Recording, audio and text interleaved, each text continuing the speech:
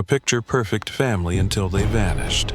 Maybe she came back, maybe the kids came back, maybe something happened, maybe there's a knock on the door. A shocking confession, a horrifying truth. This is the Chris Watts case. Welcome back, True Crime Watchers. In the early hours of August 13th, 2018, 34-year-old Shanann Watts returned home to Colorado from a business trip. By the end of that same day, she and her two daughters, 4-year-old Bella and 3-year-old Celeste, were reported missing. It was actually Shanann's close friend, Nichol, who raised the alarm. She went to check on her, but Shanann was nowhere to be found. Was there any sign of foul play? Had she taken anything with her? Was her car still at home? As people started piecing things together, suspicions grew. Shanann was married to 33-year-old Chris Watts, and their family was about to grow. She was pregnant.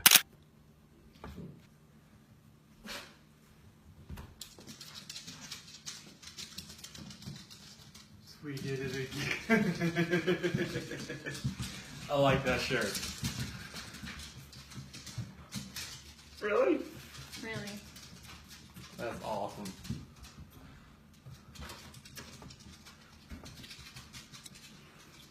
So pink means... That's just the test. I know. It just says the pink is going to be girls. I don't know. Just the test. That's awesome. Chris and Shanann appeared to have an ideal marriage.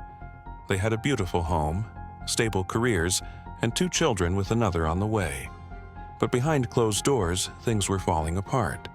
There was tension in their marriage, conflicts with Chris's parents, and messages from Shanann to friends showed she felt like his family disapproved of her. Their texts revealed a clear dynamic. Shanann was outgoing and assertive, while Chris was more reserved and passive. He wasn't comfortable being in the public eye. Chris told investigators that when he returned from work, his wife and children were gone. But soon, his behavior raised red flags. During a porch interview, his body language stood out. He shifted between calm speech and nervous movements, rocking back and forth, fidgeting, and putting his hands behind his head. His discomfort was obvious. Yet, when Chris spoke about her, he used past tense, an early sign something was very wrong. If she's vanished, like, I want her back so bad. I want those kids back so bad. But there was something odd. His words lacked real urgency. He wasn't pleading for their safe return. There were no tears, no visible distress. Things took an even stranger turn when police reviewed security footage from a neighbor's camera. It never showed Shanann and the girls leaving the house. Instead, it captured Chris backing his truck into the garage and loading something inside before driving off. Mind if you just want to go talk to him? I'm going to get his info. Rocking back and forth, and if you look, he never loads his stuff in and out of the garage ever. Right. Chris was quick to explain what he was loading, as if trying to get ahead of any suspicion. His nervous energy, constant shifting, and excessive explanations painted a troubling picture.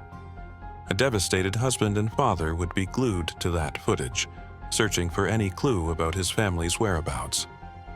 But Chris seemed detached, uninterested. When he left, his neighbor made a chilling observation.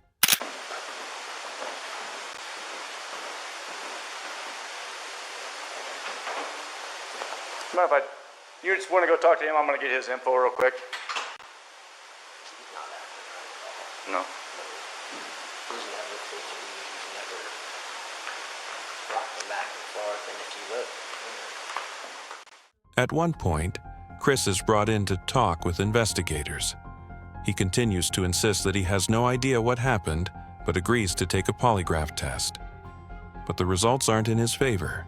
The polygraph confirms their suspicions. He failed. It was becoming clear Chris was keeping something from them, and soon he would no longer be able to hold it in. But there was another secret buried beneath his lies. In the weeks leading up to Shanann and the girl's disappearance, Chris had started an affair with a co-worker, Nichol Kessinger. The relationship escalated quickly. Chris became obsessed, like a lovesick teenager. Their connection was intense, both emotionally and physically. Even though Chris eventually admitted to the affair, detectives Coder and Lee weren't satisfied. They still didn't have answers about Shanann and the girls. During the testing, and I think you already know that, he did not pass the polygraph test. Okay. Okay. So now we need to talk about what actually happened. And I feel like you're probably ready to do that. Investigators were using a well-known interrogation method, the Reed technique. At first, they took a friendly approach, making Chris feel comfortable, even complimenting him. They act as if they're on his side, gently pressing him. The moment he tries to deny any involvement, they shut it down. You're this great guy. I'm not just telling you that, okay? I'm telling you that because everyone tells us that, okay? We can't find anyone to say anything bad about you. Chris is a great guy. He's a good father. He's a good man. We're confused as to why you're not taking care of your beautiful children. I'm not taking care of them right now. Right now. Where are they? I don't know where they're at. Then, the investigators shift tactics. Instead of accusing, they offer a way out, a reason, an excuse. It's August 15th, 2018 in Colorado. Chris Watts continues telling investigators that he has no clue what happened to his pregnant wife, Shanann, and their 2 little girls, who vanished 2 days earlier. Despite failing a polygraph and admitting to an affair, Chris refuses to confess to any wrongdoing. At one point, investigators bring in his father, Ronnie, to speak with him. Chris hesitates before opening up about a conversation he had with Shanann that morning. Bringing his father into the interrogation was a calculated move by investigators. They knew Chris was on the edge, and giving him a sense of comfort, someone familiar, might be what pushed him over. Then, Chris drops a bombshell. He claims that after their emotional argument, Shanann did the unthinkable. She killed their daughters. Chris insists that in a moment of rage, he retaliated and took Shanann's life. According to Chris, after killing Shanann, he loaded all 3 bodies into his truck, drove to a work site, and disposed of them, burying Shanann in a shallow grave and placing Bella and Celeste inside oil tanks. What's going on with anything, or? And it's polygraph failed it. Failed it. Yeah, because there's Too much emotions. so I mean they're not gonna let me go.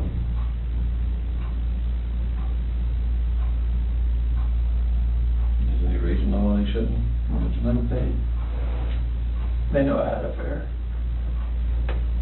And they know. I can't complain about that.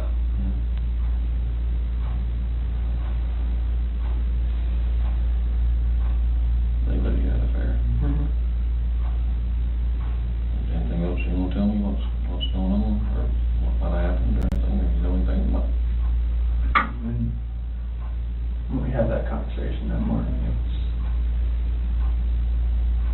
it was emotional. It was told her about separation and everything like that. Mm-hmm.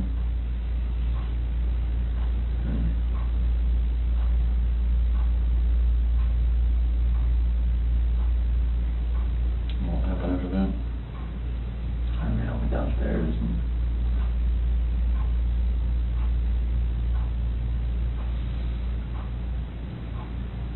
I want to protect her. What? I want to protect her. You don't want to protect her? I don't know what else to say. What happened? Huh? She hurt him? Yeah. And then What now?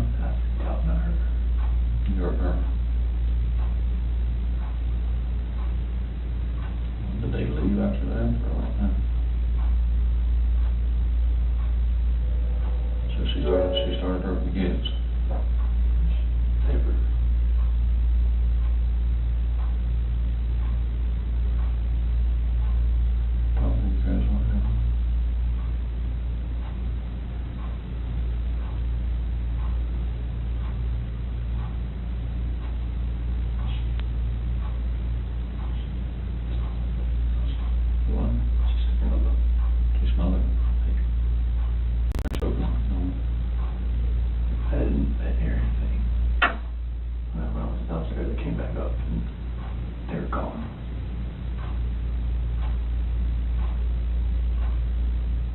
But experts quickly dismantle his version of events. While there are cases where mothers harm their children, they are often linked to severe mental illness, extreme substance use, or postpartum disorders.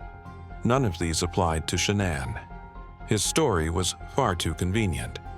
Most people, when faced with such a situation, would call 911, not cover up the crime and pretend nothing happened. Law enforcement eventually discovered the bodies of Shanann, Bella, and Celeste at the oil site.